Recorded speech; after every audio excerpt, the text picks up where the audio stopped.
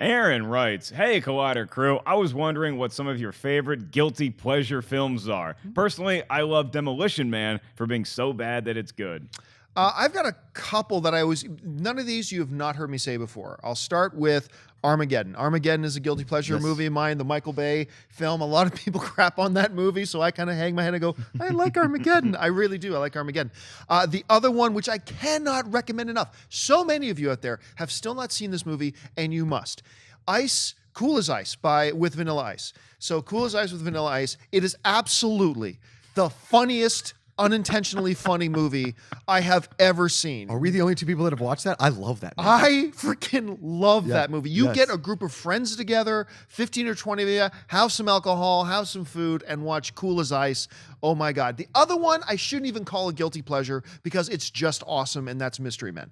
But so many people haven't seen it, almost feel like I have to qualify it as a guilty pleasure. So those are ones that I usually fall in that category. What about you, Mark? Well, see, it's hard for me to admit that the movies I love are guilty pleasures because I think they should be universally lauded for the Oscar-contending films they were, but a lot of Van Damme's movies just Hey, Mark, why'd your mom name you Chance? Oh, well, my mama took one. I love Hard Target to death. Oh, I love Hard Target. Every year, it seems to age a little more and more. What was the villain in Hard Target? Target? Wasn't that guy's name Pick, wasn't it? Pick, yeah. Well, Pick was played by Arnold Vosloo, and then you had Lance Henriksen as the boss, the lead role. And you had Wilford Brimley. No, that's sporting right. a Cajun accent, which I'm convinced the production had no intention of him having a Cajun accent. He just showed up and decided to speak Cajun for an afternoon. I'll give it to that. And then also, sometimes spoof movies get labeled as guilty pleasures, even though we don't necessarily, even if they're great movies, like Josh and I on his show, Guilty Movie Pleasures, talked about Top Secret. And Top Secret is one of my... nothing guilty about that. It is nothing just guilty fall about that. down hilarious. Not a guilty pleasure, but I'm glad I got to talk about it. Yes. You know what? Speaking of Wilford Brimley, let me just throw it in there. He's got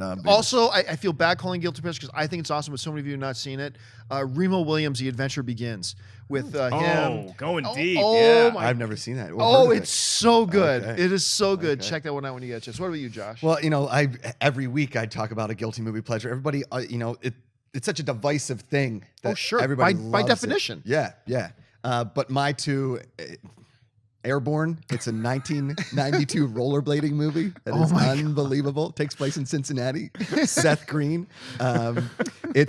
Nobody's ever seen it. Nobody, but it is awesome. And if it's ever on late night television, check it out. Jack Black is in it. Young Jack Black. Really? Yeah.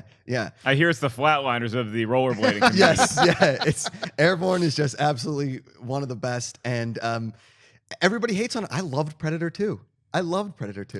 I got to go back and see Predator 2 because I've really been enjoying Ruben Blades on Fear the Walking Dead, and he pops into Predator 2, and then you also have Danny Glover, and the one, the only, the irreplaceable Gary freaking Busey's in that too. Oh, that's right.